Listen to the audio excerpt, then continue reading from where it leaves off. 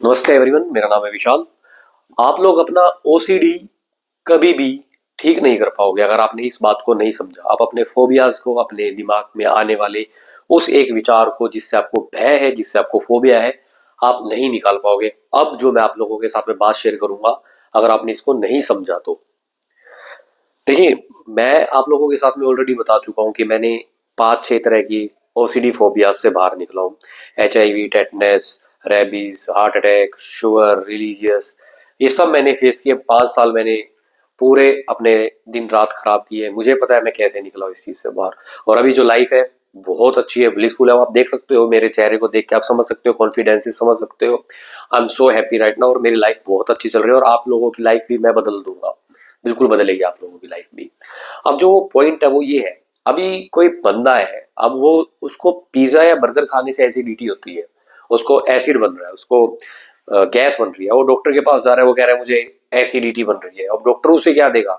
Acidity की दवाई देगा, गैस की दवाई देगा। और अब एक इंसान आता है, उसको कहता है बर्गर और पिज्जा छोड़ दे, उससे वो रिकवर हो जाएगा। मेन प्रॉब्लम क्या है? हमें रूट कॉज नहीं पता हमारी प्रॉब्लम का। जब हमें हमारी प्रॉब्लम का रूट कॉज पता चल जाता है ना, आप ये समझ लो कि 99% आपकी प्रॉब्लम वही सोल्व होगी, आपकी बीमारी वही ठीक होगी। मैं इसे बीमारी नहीं बोलूंगा, ये बिल्कुल भी बीमारी नहीं है, ये ठीक हो सकती है। ये सिर्फ एक कह सकते हैं कि आप ट्रैक से नीचे उतर गया, आपका ब्रेन थोड़ा सा आउट ऑफ कंट्रोल हो गया आपसे, डेट्स इट, और कुछ बड़ी चीज नहीं है। अभी इस चीज में जो हमारे साथ हो रही है, ओसीडी, फोबियाज, ओवर थिंकिंग, इसका जो रूट कोज है ना, वो हमारे विचार है, हमारे दिमाग में निरंतर चलने वाले विचार, जिसको मैं ओवर थिंकिंग भी बोलूंगा। ओवर थिंकिंग की एक एडवांस स्टेज है ओसीडी। हमारे दिमाग में कोई एक ऐसा विचार बैठ जाना और उसके फोबिया को हम सोचना, उससे डरना और उसको बार बार रिपीटेटिव मोड में सोचना, इज ओसीडी। अब उस ओसीडी के चक्कर में, उस विचार के चक्कर में हम एक्शंस लेते हैं, ऐसे अजीबो गरीब एक्शंस लेने लगते हैं। जैसे मैं कई कई बार टेस्ट कराता था, अपनी ईसीजी कराता था, और मतलब एक वहम सा दिमाग में बैठ जाता है। And this is because of our thoughts. जो हमारा मेन कोज है, रूट कोज है, वो विचार है। अब एक उस विचारों की वजह से हमारे सबकॉन्शियस ब्रेन में एक न्यूरोपाथ क्लिक हो जाता है।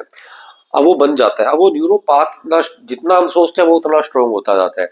हमारा मेन कोशिश रहती है कि उस न्यूरोपाथ को हमने ब्रेक करना है, तोड़ना है किसी भी तरीके से। अभी आप लोगों को लग रहा होगा इससे शायद बाहर निकलना मुश्किल है। अभी आपके मन में बार बार डर आ रहा होगा, आपको वो चीज सोचते आप एकदम से घबरा जाते होगे, पैनिक हो जाते होगे।